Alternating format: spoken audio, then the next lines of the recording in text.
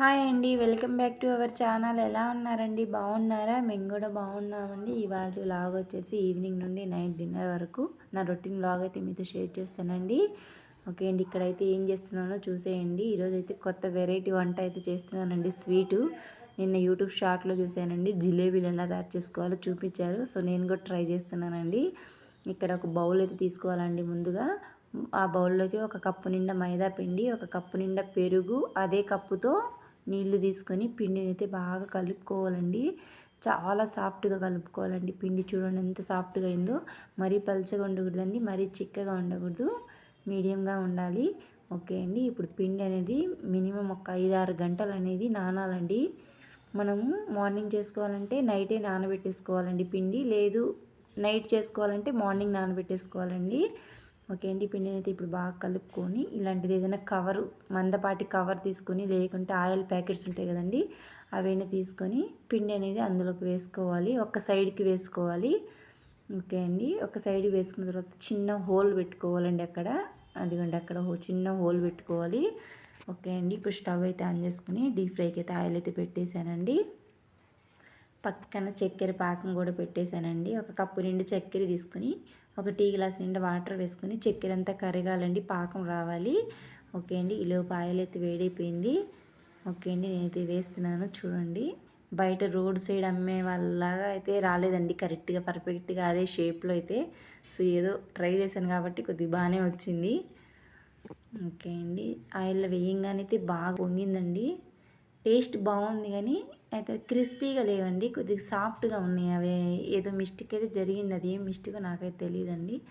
So మీకు ఏమన్నా తెలిస్తే కామెంట్ చేయండి.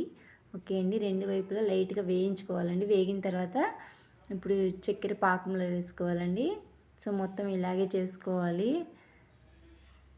ఓకే అండి. పిల్లలైతే ఇప్పుడే స్కూల్ నుండి వచ్చారండి. వాళ్ళకైతే వేసి ఇచ్చాను. ఏందో వెరైటీగా చేసింది మా మమ్మీ జిలేబీలని తింటున్నారండి.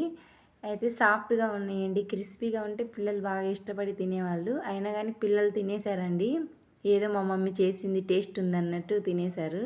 టేస్ట్ ఉంది అయితే తినడానికి, బాగా స్వీట్ తగులుతుంది కదండి చక్కెర పాకము. సో దానివల్ల పిల్లలు అయితే తింటున్నారు.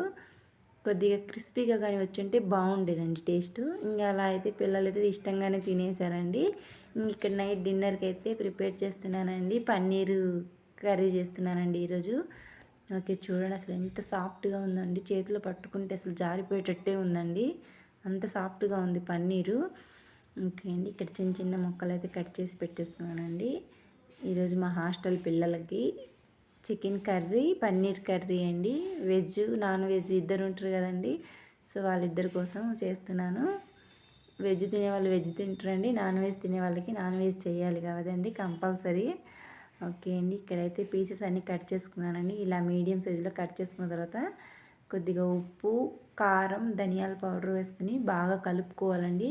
ఇప్పుడు స్టవ్ ఆన్ చేసుకొని కడాయి పెట్టేసుకొని ఒక స్పూన్ ఆయిల్ వేసుకొని లైట్గా వేయించుకోవాలండి. చూడండి ఇదిగో ఈ కలర్లో వచ్చే వరకు. ఓకే అండి. ఇక్కడ రైస్ కూడా పెట్టేశాను. సో తొందరగా పని అవుద్దని రెండు స్టవ్ల మీద రెండు పెట్టేశానండి. ఓకే అండి. ఇక్కడ రైస్ అయితే ఉడుకుతుంది. ఈలోపు అయితే చికెన్ కర్రీలోకి, పన్నీర్ కర్రీలోకి ఆనియన్స్, టమాటాలు అవన్నీ కట్ చేస్తున్నానండి ఇక్కడ. సో అన్నీ ఒకేసారి చేసి పెట్టేసుకుంటానండి హడావిడి లేకుండా. సో అన్నిట్లో ఒకేసారి కట్ చేసి పెట్టుకుంటే మనకు కూడా తొందరగా పని అయిపోద్ది. ఓకే అండి. ఇక్కడ ఆనియన్స్, టమాటాలు, పచ్చిమిర్చి కట్ చేసి సో అన్నీ అయితే కట్ చేసి పెట్టేసుకున్నానండి ఇక్కడ. ఓకే అండి. టమాటా పేస్ట్ కూడా రెడీ చేసుకున్నానండి. ఆల్రెడీ పన్నీర్ కర్రీ ఎలా తయారు చేసుకోవాలో మా ఛానల్లో అయితే వీడియో అయితే పోస్ట్ చేశానండి. సో దానికోసం అయితే వీడియో అంతా స్కిప్ చేసేసి కొద్దిగా పెట్టానండి. సో ఎవరైనా చూడాలనుకుంటే చూసేయండి. ఓకే అండి. ఇక్కడ మసాలా అంతా బాగా వేగిన తర్వాత కొన్ని వాటర్ వేసుకొని, వాటర్ కూడా బాగా మసిరుతున్నప్పుడు పన్నీర్ ముక్కలు వేసుకోవాలండి. సో ఇప్పుడు ఈ వాటర్ అన్నీ థిక్నెస్గా వచ్చి బాగా గ్రేవీ అనేది థిక్గా వచ్చే వరకు ఉడికించుకోవాలండి. ఈలోపు చికెన్ అయితే మ్యాగ్నేట్ చేసి పెట్టేసుకున్నానండి. సో ఎప్పుడు చేస్తాను కదండి, అలాగే ఆల్రెడీ మన ఛానల్లో ఉన్నాయండి, అందుకని సో కట్ చేస్తున్నానండి. వీడియో లెంత్ ఎక్కువ అవుతుందని మళ్ళీ ఎందుకులే రొటీన్గా చూపించడం అని. ఓకే అండి. ఇక్కడ స్టవ్ అయితే ఆన్ చేసుకొని కడాయి అయితే పెట్టేసుకొని 2 స్పూన్ల ఆయిల్ వేసుకొని సన్నగా కట్ చేసుకున్న ఆనియన్స్, పచ్చిమిర్చి వేసుకొని బాగా వేయించుకోవాలండి. చికెన్ వేసుకోవాలి. ఒక 5-10 నిమిషాల పాటు బాయిల్ అవుద్ది చికెన్ అనేది. ఓకే అండి. ఈలోపు ఇక్కడైతే పన్నీర్ కర్రీ అయితే రెడీ అయిపోయిందండి. 1 స్పూన్ గరం మసాలా వేసుకొని స్టవ్ అయితే బంద్ చేద్దాం. ఓకే అండి, ఇక్కడ చికెన్ కర్రీ కూడా చూడండి బాగా ఉడుకుతుందండి. సో గ్రేవీకి మనకి ఎంత గ్రేవీ కావాలో అన్ని వాటర్ అయితే వేసుకోవాలండి. సో మాకైతే హాస్టల్ పిల్లలకి కాబట్టి కొద్దిగా ఎక్కువ గ్రేవీ కావాలి కాబట్టి నేను వాటర్ ఎక్కువ వేసానండి.